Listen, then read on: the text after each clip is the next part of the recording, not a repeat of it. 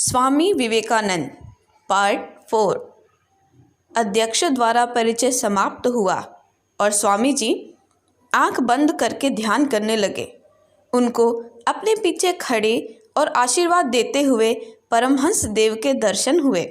बस स्वामी जी का चेहरा दैवी तेज से दीप्त हो उठा और उसमें एक अद्भुत शक्ति जागृत हो गई। श्री गुरुदेव और सरस्वती जी को प्रणाम करके उन्होंने बोलना आरंभ किया। भाइयों और बहनों। इन भाइयों और बहनों शब्दों को सुनते हुए सभा में उत्साह का तूफान आ गया।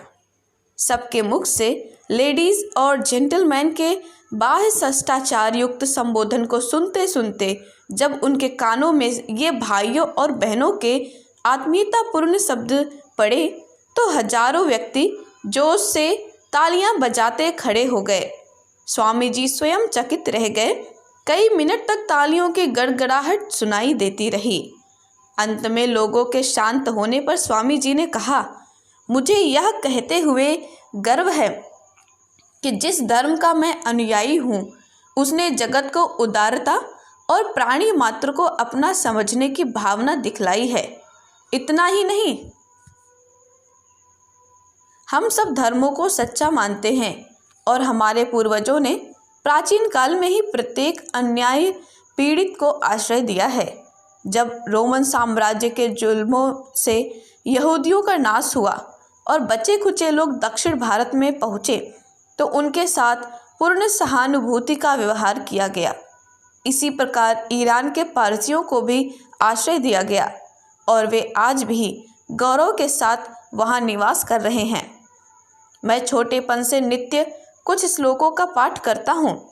अन्य लाखों हिंदू भी नियम से उनका पाठ करते हैं।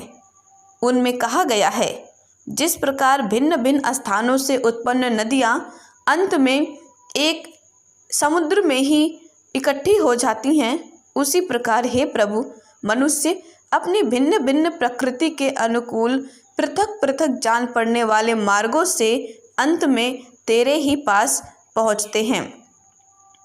ऐसी विराट सर्वधर्म सभा पहले कभी नहीं की गई थी और यह गीता के सिद्धांतों का प्रत्यक्ष प्रमाण है। गीताकार वे कहा है, मेरे पास कोई भी व्यक्ति चाहे जिस तरह से आवे तो भी मैं उससे मिलता हूँ। लोग जिन भिन्न भिन्न मार्गों से अग्रसर होने का प्रयत्न कर रहे हैं वे सब रास्ते अंत में मुझ में ही मिल जाते हैं। पंथ संबंधी द्वेष, धर्मांधता और इनसे उत्पन्न क्रूरतापूर्ण पागलपन, ये सब इस सुंदर धरती को चिरकाल से नष्ट कर रहे हैं। इन बातों ने पृथ्वी पर तरह तरह के अत्याचार कराए हैं। बार बार भूमि को मानव रक्त से सिंचित किया, संस्कृति को नष्ट भ्रष्ट कर दिया है और सब लोगों को निराशा की खाई में धकेल दिया है। अगर ये क्रूर दैत्य ना होते तो मानव समाज न जाने अब तक कितनी अधिक प्रगति कर चुका होता। पर अब इन बातों का समय पूरा हो चुका है और मैं अपने हृदय में यही आशा करता हूँ कि आज प्रातःकाल इन सभा के स्वागतार्थ जो घंटा बजा था वह एक ही लक्ष्य, ईश्वर की तरफ जाने वाले मानव समूह में उत्पन्न हो गई सब तरह की अनुदारता, संकीर्णता और तलवार तथा कलम द्वारा किए जाने वाले अत्याचारों का अंत करने वाला मृत्यु घंटा सिद्ध होगा। इतने संक्षिप्त भाषण द्वारा हिंदू धर्म में निहित विश्वव्यापी एकता के तत्व और उनकी विशालता का परिचय करा देने से समस्त सभा स्वामी जी पर मोहित हो गई और जैसे ही वे अपना कथन समाप्त करके बैठे, समस्त सभा ने उनकी प्रशंसा में पुनः जय ध्वनि की। मूर्ति पूजा की उपयोगिता। इसके एक सप्ताह बाद स्वामी जी ने अपना हिंदू धर्म नाम का निबंध धर्म सभा के सम्मुख पढ़ा, जो कुछ ही समय में संसार में प्रसिद्ध हो गया। इसके आरंभ में उन्होंने अद्वैत सिद्धांत का वह रहस्य बतलाया जहां आधुनिक विज्ञान क्रमशः पहुंचता जा रहा है। उसके पश्चात उन्होंने अनेक देवी देवताओं की उपासना और मूर्ति पूजा की उस प्रथा पर प्रकाश डाला जिसके लिए उसके विरोधी तरह तरह के आक्षेप करते रहते हैं। उन्होंने कहा, पूजा, उपासना, कर्मकांड आदि के धार्मिक विधि विधान दूसरी श्रेणी के हैं और ये साधारण मनुष्यों की चित्त शुद्धि के लिए आवश्यक हैं। इसी प्रकार मूर्ति पूजा मनुष्य की आध्यात्मिक एकाग्रता के लिए आवश्यक है। जब प्रतिमा को ईश्वर के प्रतीक के रूप में पूजा जाता है तो उसे पत्थर पूजा नहीं कहा जा सकता। हिंदुओं का विश्वास है कि किसी सिद्धांत के मानने या न मानने पर धर्म का आधार नहीं है, पर धर्म का उद्देश्य है ईश्वर का साक्षात्कार।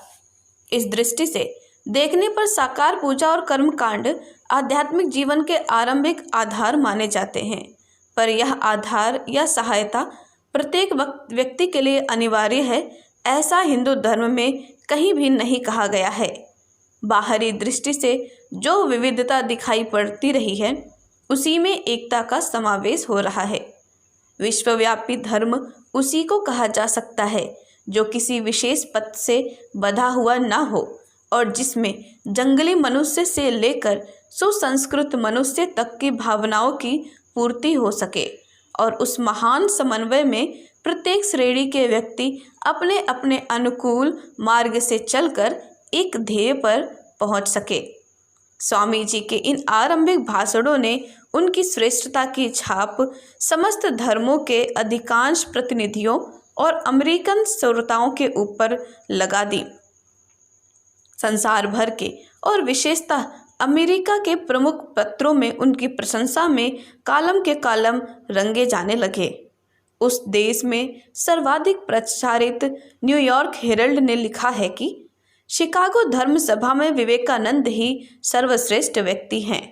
उनका भाषण सुनकर ऐसा लगता है कि ऐसे उच्च कोटि के देश अर्थात भारत में ईसाई धर्म प्रचारकों का भेजना बिल्कुल मूर्खता है। दूसरे द प्रेस ऑफ अमेरिका ने टिप्पणी की, स्वामी विवेकानंद धर्म सभा में उपस्थित सभासदों में अग्रगण्य हैं। उन्होंने संपूर्ण मंडली को मानो सम्मोहिनी शक्ति द्वारा मुग्ध कर रखा था। वहां पर प्रत्येक ईसाई चर्च के प्रतिनिधिगण उपस्थित थे, पर स्वामी जी के भाषणों की आंधी में उनके वक्तव्य न जाने कहां उड़ गए। उनके ज्ञान प्रदीप्त मुखमंडल से निकले हुए भाषण प्रवाह ने अंग्रेजी भाषा की मधुरता को स्पष्ट रूप से प्रदर्शित करके धर्म तत्वों को श्रोताओं के हृदय पर गंभीरता के साथ अंकित कर दिया। इस प्रकार स्वामी जी ने धर्म सभा के 17 दिन के अधिवेशन में हिंदू धर्म की वह सेवा कर दिखाई जिसको सहस्त्रों बड़े बड़े माला, तिलक और त्रिपुंडधारी मिलकर भी आजीवन न कर सके थे। उस समय 50-60 वर्ष से हिंदू धर्म पर ईसाई पादरियों का आक्रमण हो रहा था। उनके सर्वसाधन संपन्न अनथक प्रचार और सरकारी सहायता से देश में हिंदू धर्म की नींव हिलने लगी थी और लाखों नव शिक्षित सुयोग्य व्यक्तियों का झुकाव ईसाईयत की तरफ होता जाता था। पुराने ढंग के साधु, सन्यासी और पंडित इन लोगों को बुरा भला तो कहते थे, पर किसी से यह नहीं बनता था कि विदेशी धर्म के इस प्रवाह के सम्मुख खम ठोक कर खड़े हो सके। स्वामी विवेकानंद ने ईसाई धर्म प्रचारकों के भीतर घुसकर उनकी सारी किलेबंदी को चूर चूर कर दिया और उनके ऊंचे महल के ऊपर हिंदू धर्म की ध्वजा फहरा दी। इनका परिणाम संसार भर में हिंदू धर्म की मान मर्यादा का बढ़ जाना तो हुआ ही, भारतीय शिक्षित जनों की आंखें भी खुल गई और वे समझने लगे कि हम विदेशियों के भुलावे में पड़कर व्यर्थ ही अपने मणिमणिकों को त्याग उनके चमकीले किंतु नकली नगों के ऊपर लहू हो रहे थे। यह एक ऐसी सफलता थी जिसके लिए हिंदू समाज स्वामी जी का चिर ऋणी रहेगा। धन्यवाद। ओम शांति। क्रमशः आगे हमारे YouTube चैनल को सब्सक्राइब करें और बेल आइकन को दबाकर ऑल पर क्लिक करें ताकि नोटिफिकेशंस आपको मिलती रहें।